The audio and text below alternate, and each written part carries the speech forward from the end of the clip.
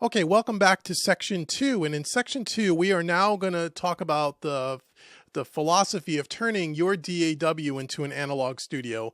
And I'm going to show you in the DAW how I kind of set up the routing and kind of think of it as of like an old a large format analog studio. So basically what that means is I try to look at my DAW and set it up as in the same way that the signal would flow if I was recording in an analog studio. So for example, we're going to talk about the console for a second and the routing of the audio.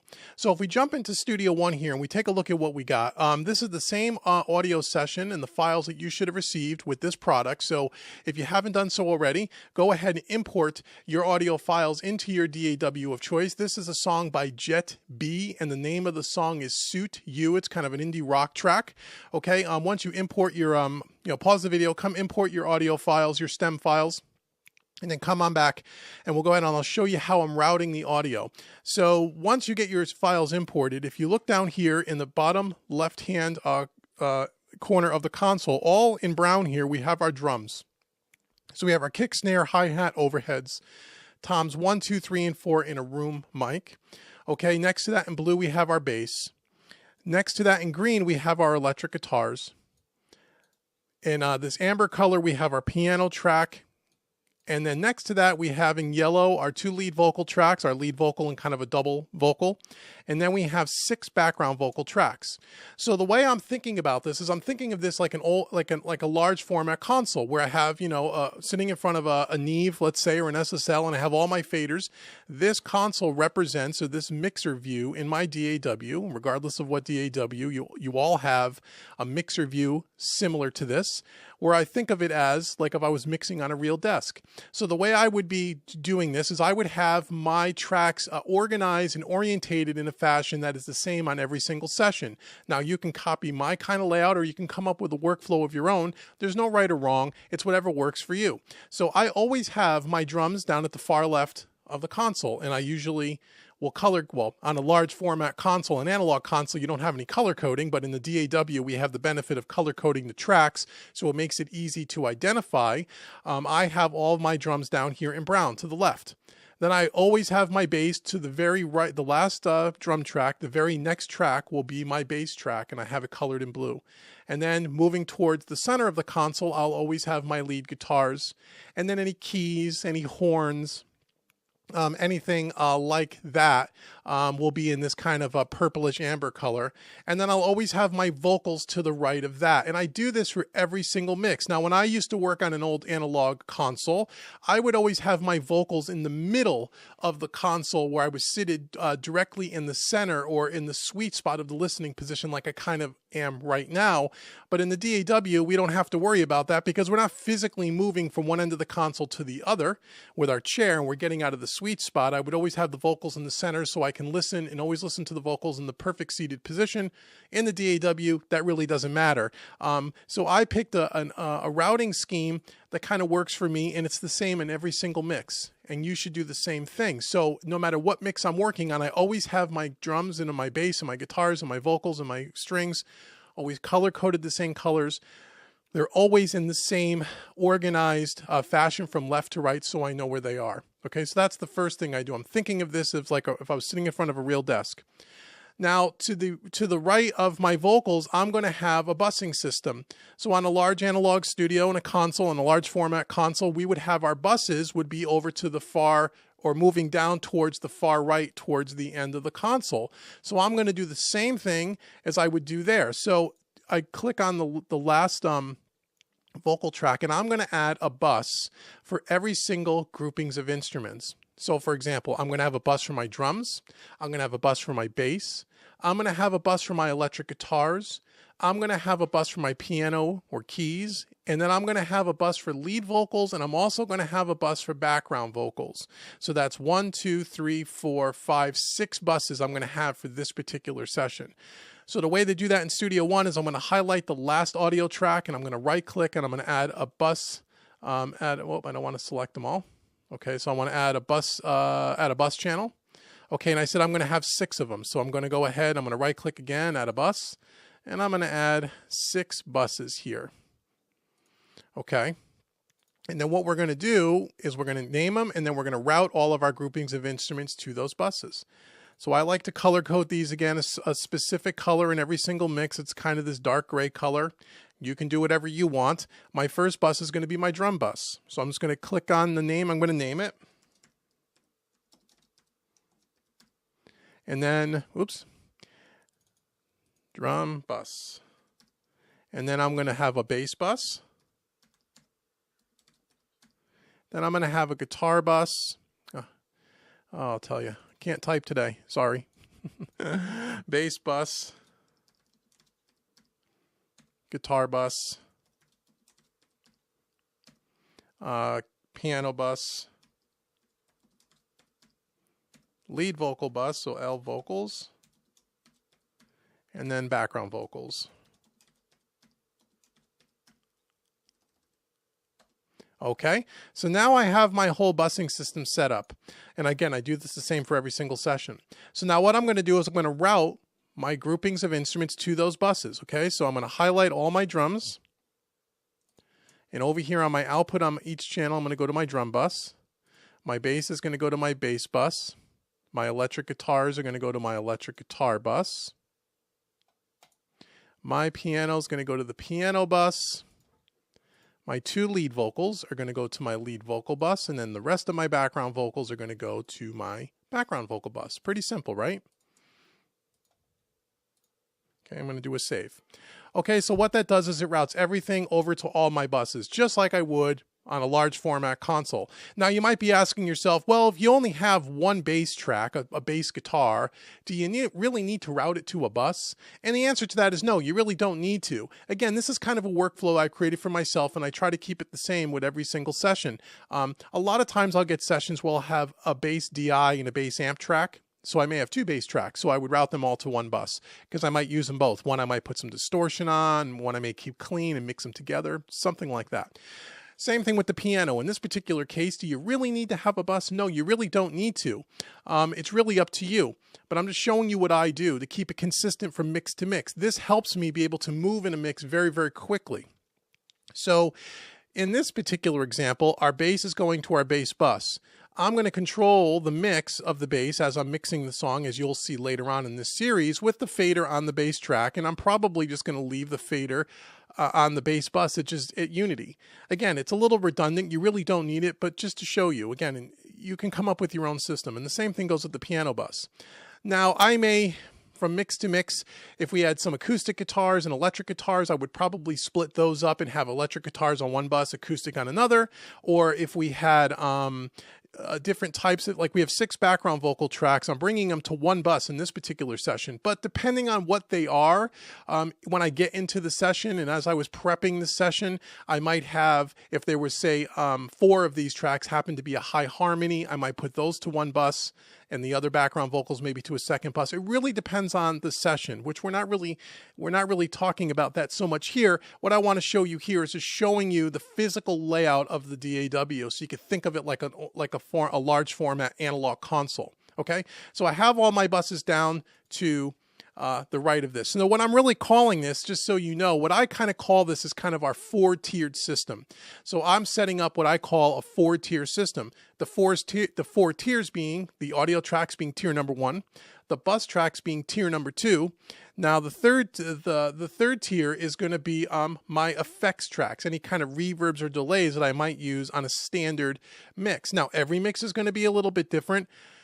But normally in my template, and this would already be set up in a template, but I'm doing this from scratch to kind of show you how I do things, is I know I'm going to have a certain set of effects on just about every mix. I'm going to have a couple of reverbs going on, probably going to have a couple of delays. I might even have some chorusing and such. But what I like to do is I like to set all of my effects up, or effects that I may use, and I'll tweak it as the mix goes on its own channels. And I'll normally put those to the right of the buses. So for example, I'll highlight the last bus here, which is the background vocal bus. And then I'm going to go ahead, I'm going to add some effects channels. And for this particular session, we're only going to add, say, maybe 4 or 5 for now. Say we'll do 4 for now. Okay, just to keep this simple. And again, every mix will be a little different, but you get the idea. So I'm going to highlight these. And again, I always highlight my effects, me personally, in this kind of light blue color, just so I can keep everything in my head the same. Okay, now my first one I know is going to be, I know I'm going to have a delay of some kind. And I'm thinking about my vocals more than anything else. I'm going to have a delay, and I'm going to have probably 3 types of reverb. I'm going to have a room reverb, a plate reverb, and a hall. Let's just set that up. So my first one's going to be a delay. My second track is going to be a small room, reverb, I mean. The third is going to be a plate verb, and the fourth is going to be a hall verb. Now that's primarily for my vocals is the way I'm thinking about this, but I'm also probably going to have on certain songs, I'm going to have a room emulation or room reverb on my drums and maybe the rest of my instrumentation. So I might actually add another effects channel and call this instrument verb or instrument room, something to that effect.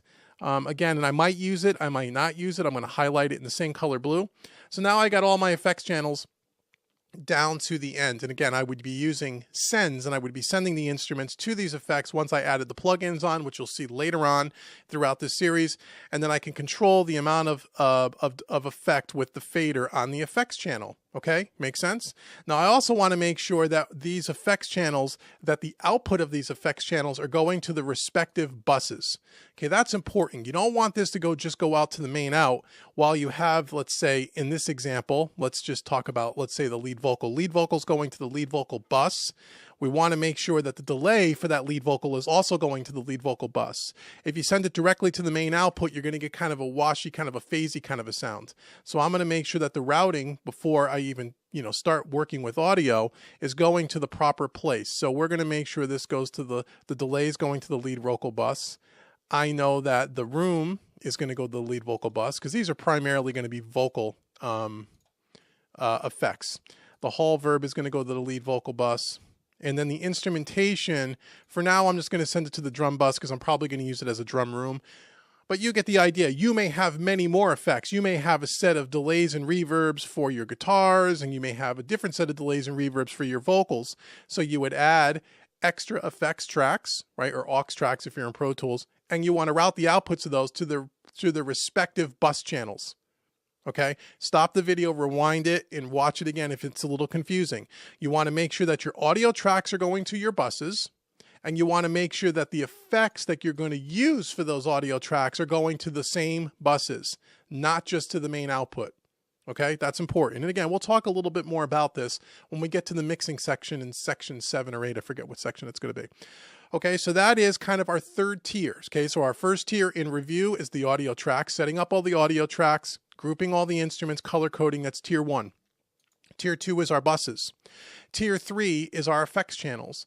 And then the last tier of the 4-tier system is what I do called parallel compression. We're going to have a parallel compression set of tracks. Now, the way I like to set up my console, my analog studio, is I'm going to have the same parallel tracks that copy the busing system.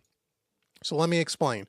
So to the right of the effects channel, I'm going to add more buses. I'm going to add 5 buses. Why? Because there's 5, I'm going to have 5 parallel tracks because there's 5 buses. Okay, 3. Actually, there's 6, right? Drum bus, bass bus, guitar bus, piano bus. That's 4. Lead vocal, background vocal.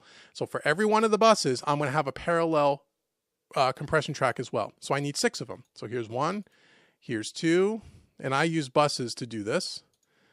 3, 4, 5, 6. Okay, and then what I do is I color code these again, the same color as I do on every mix. I color code these in like a purplish color.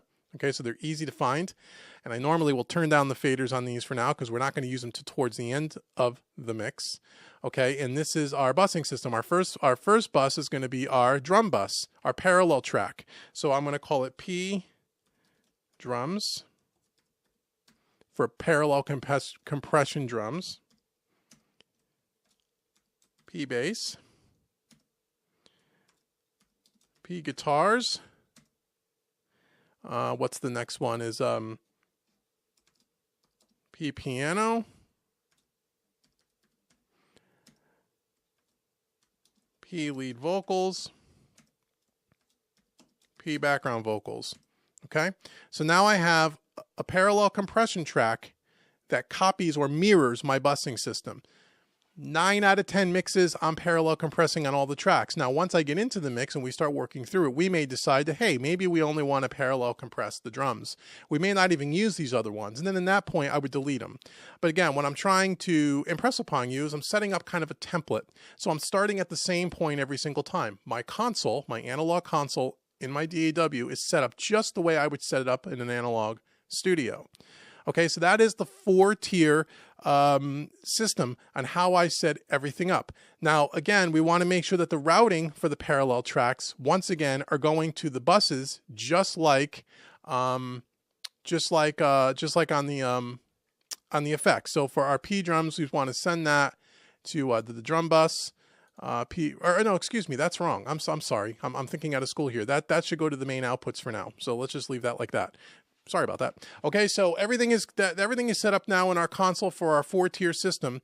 Now we're going to talk about the signal flow. So once I have my entire, let me just unmute everything. Let's hit a save. Once I have my entire console set up and everything is color coded and everything is routed, okay, now I start thinking about the signal flow of an analog studio. So this is where you got to start thinking in terms of, again, how it would be if you were working in an analog studio. How would you record and how would you mix in an analog studio on our console that we set up? So let's think about the signal flow for a second. So the way it would work is you'd have a bunch of musicians in the live room. Let's assume this is a rock band. They recorded all together in the live room, or they overdubbed. It really doesn't matter. All the instrumentation in the live room is being mic'd up. Those mics are being plugged into a snake. That snake is running into the control room. And where's the first place that signal is going to go? The first place that signal is going to go into a multi-track tape machine, right? It's going to go into some kind of a tape machine, a 16-channel tape machine. And again, in section 3, we're going to start comparing different types of tape machines, but I just want to show you the routing here. So what I do is if I say, okay, the first stop for this audio coming off the live floor is going to be the tape machine. So what I want to make sure I do is I want to make sure that every one of my audio tracks, the very first insert, is going to be the tape machine. So what I'm going to do is I'm going to go ahead and we're just going to pick one for now. Again, we may use a different one when we get into the actual mix, but we're going to go ahead and we're going to use a tape machine. One of the tape machines we're going to look at that I use an awful lot is the Slate Digital Virtual Tape Machine. And again, there are several others. This is a multi-track tape machine. This is a 2 plug-in in 1, if you will, tape machine. Over here in the top right hand corner, you're going to have your tape type, your machine type. We're going to put the toggle switch on the 16-track, the multi-track tape machine. Okay, this also has a 2-track, which is the mastering or the 1/2-inch 2-track master out tape machine, which we'll talk about in a bit. So I'm going to put this on the 16-track tape machine. I'm going to pick my tape type and my tape speed, and I want to keep that consistent for all of the tracks. Now, the beauty about having plugins and what a lot of people will do, and there's nothing wrong with this, is they'll put, let's say, their tape machine on their drums, their bass, their guitars, their piano, their vocals. And on the drums, they may decide they want to run it at 30 yips per second, the tape speed. And then the guitars, they might want to put it on 15 yips per second. And on the vocals, they may want to put it on 30 yips per second. You get the idea. And they may even change the tape type between the instruments because they have a little bit of a sonic characteristic that's different from each other. I don't like to do that because in the analog world, when you were recording into a real multi-track tape machine, you didn't have the choice of, well, half the tracks are going to be on one tape speed, half are going to be on the other, half the tracks are going to be on one kind of tape, and the other one's going to be on another kind of tape. It had to be the same. You had to make a decision, and you had to pick. Okay, you wanted to keep it so it sounded cohesive and sounded, all together and not kind of disjointed. Okay, that's super important to think about it that way. You don't have to do it this way. But if you're really trying to go for that analog kind of large format studio kind of a vibe, because those are the kind of the way your favorite records have sounded over the last 30 years, well, this is part of that, is by making sure that your tape machine is the same across all your tracks. So what I'm going to do for a rock track like this, and again, we can change it when we get into the mix, but I already kind of know that I'm probably going to keep it on 30 yips per second, gives it a little bit more of an open sound. 15 yips per second, it's going to give it a little bit more of a compressed sound, a little bit warmer. And because we're using heavy distorted guitars and loud drums and such, it's already got, the distorted guitars already have some compression on them naturally. This was recorded probably in a way where there was already a little bit of compression on the way in. So I'm going to keep it on 30 IPS per second. And for now, I'm just going to keep it at the FG9 tape type. The FG46 is just a different tape manufacturer, but the differences are subtle. Okay, so I'm just for this example, we're just going to keep it on the default setting, 30 IPS per second. And we're going to keep everything, the input and the output are the only things that we're going to change from track to track once we get into mixing, because the signal coming into the tape machine on the kick drum is going to be different than on the snare or on the overheads. Make sense? So we will adjust the input and the output accordingly, but the speed and the tape type are going to be the same across all the tracks. Okay? So once I get the first track set up in Studio One, if I just highlight all the tracks and just drag it on, it should populate all the tracks. I try to do these in small chunks so the computer doesn't bog down on me. Okay, so we'll do that. So the very first thing, again, that the signal is hitting from the live floor is hitting a tape machine. So let's make sure all our tapes are on here. Okay, there we go. Hit save, always hit save on a DAW regardless of which one you use. Okay, so now the next thing we have to think about is, okay, from the tape machine in our analog studio, where does the signal go from there? Well, it's going to a console. It's going to our desk. Okay, so we want to put some kind of a console emulation. Now, which console we choose at this point really doesn't matter, but just thinking about the signal flow. Now, there's a couple of companies that make the console emulations, and we will look at this in Section 3, Section 4, Section 5. We're going to compare them all, but just to keep things simple, we're going to stick with the Slate Digital stuff, although I also have the Waves NLS nonlinear summing, which is the same thing as the VCC that we're going to look at here. Let's see here. Hopefully it doesn't crash. If it does, we'll take a pause down. There we go. Okay, so we know that we're going to put our console emulation next. So this is the VCCs by Slate Digital. This is the virtual channel.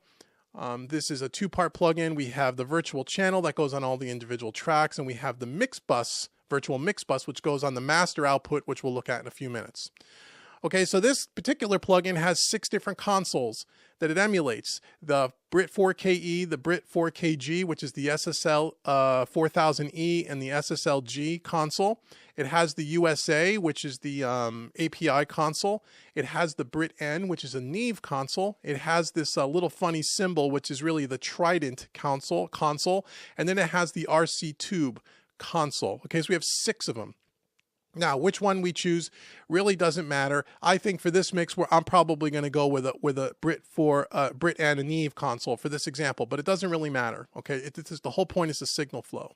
So what I do is I pick the console that I think I'm going to use, and then I set this group button over here to group 1.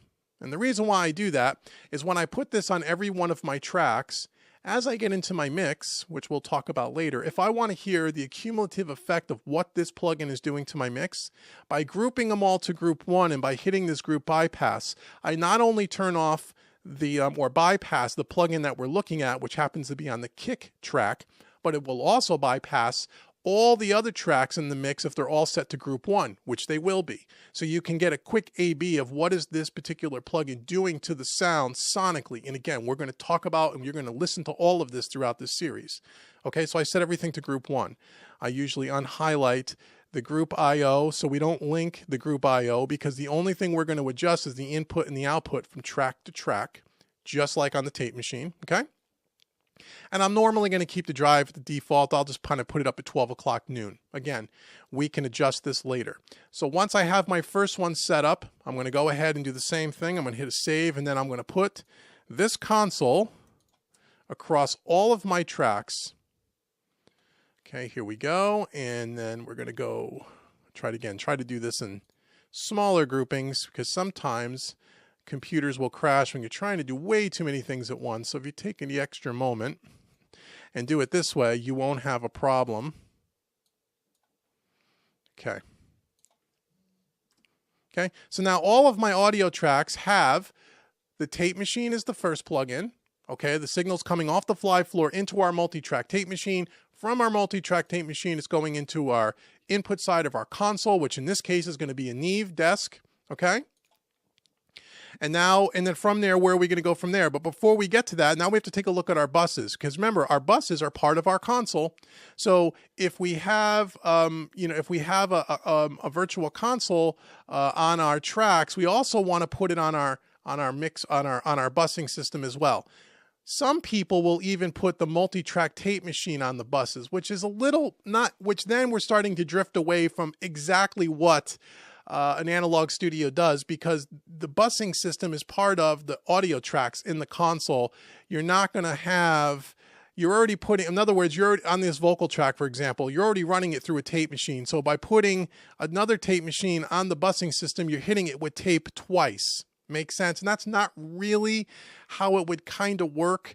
And the same thing for the console emulation. If you already have it on the tracks, to have it again on the buses is a little redundant, and it's drifts a little bit away from exactly what would happen in an analog studio. But I like to use it because it really just, again, it gives it the whole mix a little bit more character and a little bit more vibe. So even though we're trying to copy the analog studio exactly, we drift a little bit here and there. And this is one of the places where we're going to drift it. So what I'm going to do is I'm going to put a tape machine across my buses, okay? Even though that's not quite what you would do. And you don't have to do it this way. I just like to do it this way to keep things consistent, and adding a little extra analog tape is not going to hurt anything, okay? It's not going to hurt if you're doing things in a conservative way, which you're going to see as we get later into this mix. We're not going to be slamming anything. We're just going to be hitting things gently. And again, if you don't like it, you can always take it off. And I'm going to do the same. Now, with the virtual console, we're not going to use the virtual channel because now we're on a bus. And just like the master output, we want to use the mix bus portion of this plugin. Okay, so we're going to use and we're going to set it to group 1. So we're on the Neve. Okay, so we want to use the virtual mix bus portion of this plugin because we're on the busing system, and this will be the same plugin we also use on the master out.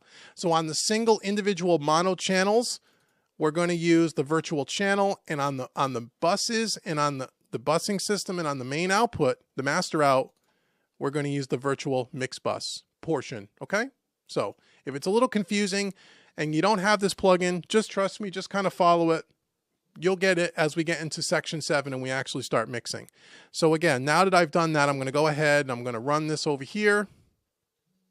Okay, and we're going to go ahead and we're going to put our virtual mix bus on. And then we're going to go down to our effects channels and our parallel compression channels. So now on our effects channels, I don't like to run it through the tape and through the console. And the reason for that is, if you think about what we're doing here, all of these reverbs and delays in an analog studio were going to be outboard gear, hardware unit, that was going to be inserted into the console.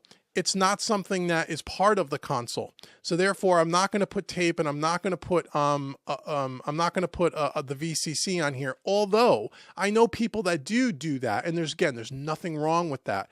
But again, just trying to stay as true to the analog format as we can. I don't typically do that, but I urge you to experiment with it as you get used to these kinds of plugins, because you may find that you like that.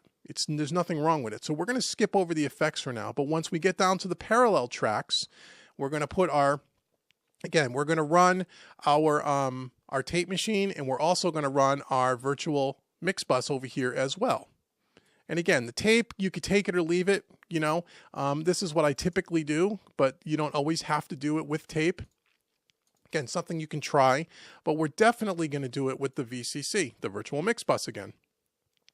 Okay, because the busing system were our physical channels that were on the actual console. So that's really the way to think about it. Now that I'm talking to you out loud about it, because these tracks, the parallel tracks and the buses, were physical channels on the console, we want to put our console emulation on there. Okay, the effects, the reverbs and delays weren't part of the console; they were outboard gear. That's why we're not doing that. Again, the tape machine on the busing system and the tape machine on the parallel tracks is not the way it really would be in an analog studio, and you can take it or you can leave it. It's really up to you. I just like to start with it on there and just kind of give it a little bit more analog vibe. You can decide to do that or decide not to do that, okay? Then last but not least for this section, let's talk about the master output. So the master output now, the signal flow is going through our console, through our console emulation, and we're going to talk about channel strips probably, or actually, let's do that right now. Let's do that right now. Okay, so our signal flow goes from, again, let's just take our first track here, our kick track. We're going to the tape machine off the live floor into our console. Now, the next thing we're going to do, and we're going to talk about this in a couple of sections down the road, we're going to talk about the next part of the signal flow, which is the channel strip, or the actual EQ, compressor, gate section, filter section on our analog console. Now, the console that we're using in this example is a Neve, right? So what I'm going to do is I'm going to put a Neve channel strip across all of these tracks, and then let me explain why. So let me go over to my Neve. It's made by Universal Audio. And again, if you don't have the same plugins, it doesn't matter. Any channel strip you'll do. Even if you're just using a stock channel strip, you can do that too. The concepts are just the same, okay? But we're talking about third-party plugins here. So if I go over to my Universal Audio plugins and I pick my Neve channel strip, let me just find it in here. Got so many plugins here, I gotta kind of find things. Okay. So we want to use the Neve because that's what we're going to use for this mix. So the Neve 88RS is what we're going to be using here. Let's see, Legacy Mono, Neve 88RS Mono, and that's a stereo. So we want to make sure we grab the mono version, okay? Because anytime you have plugins that have, and not all companies do this. Universal Audio is one of the companies where when you buy their plugin, you get a mono version and a stereo version of that plugin. You want to make sure that you're putting the mono version on your mono audio tracks, your stereo version on your stereo audio tracks, or things are going to start to sound a little weird. Other plugin companies like Waves, like Slate Digital, it doesn't matter. It's one plugin. You drop it on either a mono track or a stereo track, and it's going to know the difference and do something behind the scenes to compensate. But Universal Audio is not like that. Just keep that in mind. Okay, so we're going to take our mono version of our UAD Neve 88RS. We're going to put it on our kick. And we're going to walk through this plugin and stuff later on. Again, don't worry about how these plugins work. Don't get intimidated by what they look like. We're going to walk through them all. We're going to walk through different channel strips. We're going to compare things in later sections. Okay, here's a Neve 88RS. So the signal is coming into the input. It's coming, out of the output transformer or the output section of the virtual channel, because this particular plugin only models the actual sound of the input and output transformer. Okay. This plugin actually models not only the input and output transformer, but it models the compressor, the EQ, the gate, and the filter. Now, on this particular plugin, it also models, and we'll talk about this later, the input transformer and the output transformer. So people have asked me, well, if this new plugin that you have, or any channel strip that you have, does model the input and output transformer and not just the compressor, the EQ, and the filtering section and the gate, why do you need to use the virtual console collection? Aren't you, again, kind of doubling up and you're kind of running it through two plugins that model supposedly the same thing, the input and output transformer? That is a very good question, a very logical question, and the answer to your question is yes, it is. You are kind of doubling up. You don't have to use the VCC. You could just use the tape machine directly into this particular plugin and you're kind of achieving the same thing. However, in my experience, I like the way the mix sounds when I add this VCC. Again, all these things are subtle and it just adds a little more richness, a little bit more vibe to the track, especially if the track was originally recorded completely in digital format and not with analog plugins like this particular session was. These are software drums. These are not something that was recorded in a large format studio. It was recorded in a project studio. I just happen to know that. But regardless, I just personally like the way it sounds. So I always use the VCC, even though I'm getting some of extra modeling of the input and output transformer. Okay, does that make sense? Now, there are certain channel strip plugins that I use where the input and the output transformer was not modeled for whatever reason. It's a different plugin company. It's just an older type of a plugin. Prior to 2016, this particular channel strip made by Universal Audio, they had an older version called the Legacy model. And a matter of fact, I have it on the screen here. I'll show it to you. Just bear with me so I can kind of show you the philosophy here. So if I show you the old version of the Neve 88RS, here it is right here, okay? To the left here. You can see they look similar. This is the new version on the right-hand side. This version here was from like year 2001, 2002. Back in those days, they didn't have the DSP technology to be able to accurately model the input and output transformers of the console. So in this case, when we had the Neve 88RS, all they modeled was the compressor, the gate, the filters, and the EQ. So there was no input and output transformers modeled here. So having something like the VCC was really why this plugin was really helpful, because you were picking up where this particular plugin wasn't able to model. Does that make sense? So you'd have the VCC picking up the input and output transformers of the console from a modeling point of view, and the Neve 88RS in this case doing the gate, the EQ, the filter, and the compressor. Since that time, in 2000, I think it was late 2015, Universal Audio re-released this plugin. Oops. And in this new version of the plugin, they were able to model, because of the technology, you know, coming along over the last 10 years, they were able to model the input and the output transformer. So again, you could say that if that's the case, you really don't need to have the VCC. That is technically true. I just like it. Okay, so that was a long-winded answer, but I really want you to understand the way I'm thinking about this and kind of the philosophy behind using these kinds of plugins. So I'm going to take you down a lot of these rabbit holes along this series, and anyone that's watched any of my training videos, you know I like to over-explain things and drill points home over and over again so you get it. So if any of this was confusing, rewind this part of the video and go back and rewatch it, okay? A couple of times till it sinks in. Okay, so anyhow, we have our channel strip on our kick channel here. So now I'm going to make sure that I put it across all my tracks. Now, as I said a few minutes ago, I got to be careful. I want to make sure that the mono version is only going on the mono tracks. And I know that my overheads is a stereo track. I also know that my piano is a stereo track. All of the other tracks in my session happen to be mono tracks. So you need to be aware of that because you have the same audio files. The two stereo tracks in this session are the overheads and the piano. I don't believe there's any other ones, and you can tell just by looking at the audio wave. Here's our piano, left and right. What did I say? Here's our overheads, left and right. Oh, and our rooms as well. I'm glad I looked. Our rooms. So our overheads, our room mics, and our piano are stereo versions. Therefore, we want to make sure we use stereo versions on those tracks.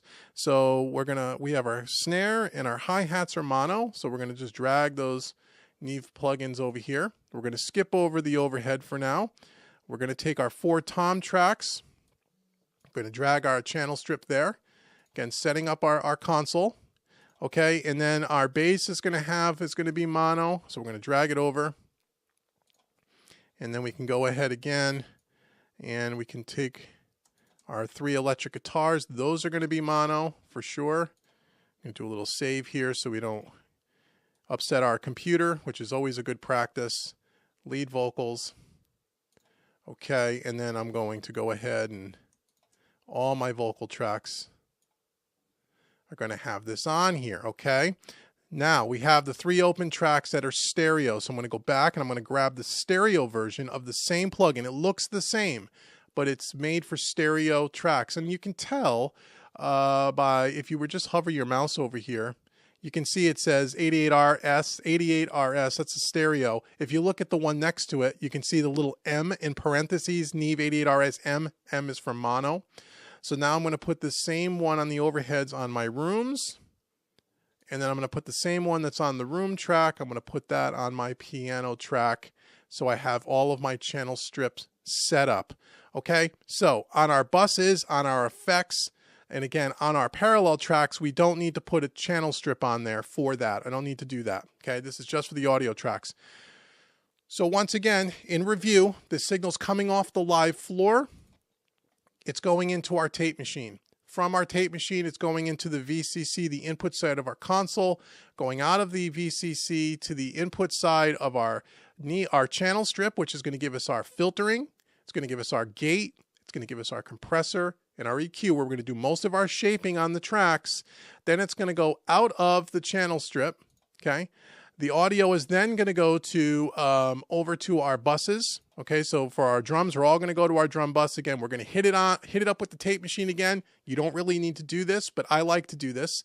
Then you hit over again to the virtual mix bus, which is the physical. It's, again, these buses are physical tracks on the console, physical faders. So we're going to have our mix bus on there as well. Okay.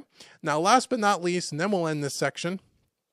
Oh, and again, our parallel compression, same thing. Tape machine and the virtual mix bus. Again, the tape machine is optional. Experiment. On our master output, now the signal is coming out of the console, and what is it going to? It's going to go to to the output side of the console. So first thing we're going to want to put on there is we're going to want to put. Whoops, let me get over to our effects. The very first thing we're going to want to put on there is we're going to want to put on our VCC, because again we're using a Neve console. So the very first effect on the master bus is going to be the mix bus of the VCC. Okay, which is right here. Again, we're going to go to group 1, so it sets it to the Neve console. So we're going through the output side of the console. From there, we're going to go to some kind of a mix bus compressor. Okay, so we're using a Neve. So now what I would typically do here is I would also use then a Neve mix bus compressor. Why? Because the rest of the console that we're using and the channel strip that we're using is a Neve. So to keep everything cohesive and keep everything sounding uniform, I want to use a Neve mix bus. Now, you don't need to do this. Some guys will take the signal out of a real analog console and send it to an outboard piece of gear, which happens to be a mix bus compressor. Excuse me. And they might use things like the Focusrite Red, which is a famous mix bus compressor, or the Manley mix bus compressor, or the Fairchild as a mix bus compressor. Chris Lord-Alge does this a lot. You could do either one, and I've done both. But for the simplicity of our thinking like an analog studio, we want to use a Neve, because I want to use the mix bus compressor right on the console. Excuse me. In this particular case. Now, I don't have an 88RS mix bus compressor plugin because they don't make one, but I have something that's close, and it's called the Neve 33609. So let me try to find that. Here we go. Okay, so the Neve 33609, again, we want to make sure we're using the stereo version because we're using it on a stereo track. Okay, this will give us kind of our Neve kind of vibe. Again, we're keeping everything in this particular example, the Neve theme. Then from there, where are we going to go? We're going to go now to another tape machine, the half-inch tape machine. So we're going to go back to the Slate Digital tape machine. And again, we can use another tape machine, but we're going to use now and we're going to set it on our half-inch 2-track tape machine. And this time I'm going to put it on 15 IPS per second, just for because that's where I want to keep it. You can do either or. Okay, so all of my individual channels on the multi-track is on 30 IPS. On the mix bus, I like to use 15 IPS to slow down the tape a little bit, give it a little bit more compression. Again, we'll talk all about this in the mixing section of this series. Okay, so now once I have all of this set up, now what I've done in essence is I've turned my DAW console or mixer view or whatever you want to call it, I've turned it into the same signal flow as an analog studio. I'm just visualizing where the signal's coming in. I got everything is set up the way it would have been in an analog studio, sort of, minus the couple of extra tape machines that we talked about. What this is going to do for your mix, regardless of the plugins that you're using, it's going to give the mix a certain sound. In this example, we're going with kind of a Neve sound. So by using the Neve on the VCC, the Virtual Console Collection, by using a Neve channel strip, and using the EQs and the compressors and the gates and the filters on all the tracks through the same channel strip, you're going to give the sound of the record that Neve kind of vibe. And then we're going to go through a Neve bus compressor, and then we're going to hit another tape machine on the way out on the master bus. And that is about as close as you can get to really setting up your DAW as an analog studio. The most important thing to take away from this thing, and I'll say it again because I want it to sink in with you, it doesn't matter whether you're using a Neve, you could have been using an SSL channel strip, we could have used an API, it really doesn't matter. But you want to pick a theme, you want to pick a vibe, you want to pick a console, okay? And then you want to move through the whole mix with that same console. So if this was an SSL, I would have put the Virtual Console on one of the SSL consoles, and then I would have used an SSL channel strip. Same kind of thing. Excuse me. On my mix bus, I would have picked an SSL mix bus compressor. Okay, get it? Kind of get the idea? Okay, so that is the end of section 2, how we've turned our DAW into an analog studio. Again, 4-tier system, right? Audio tracks, buses, effects channels, parallel compression. That's the 4 tiers, okay? Just like we set up an analog studio. And then picking the console and keeping everything uniform like we would on an old analog desk.